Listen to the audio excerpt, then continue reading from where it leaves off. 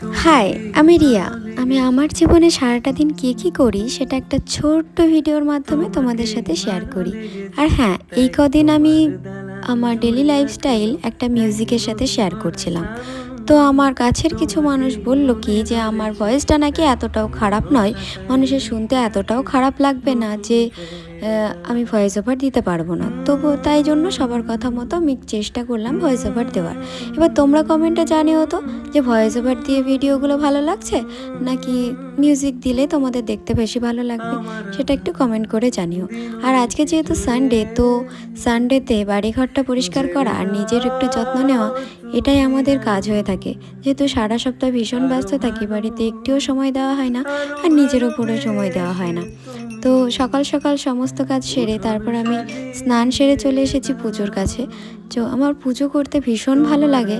আর তারপর এই যে ধুনো, এটা সারা বাড়িতে যখন ছড়ায় না, আমার না মনে হয় বাড়িতে একটা পজিটিভ এনার্জি কাজ করে।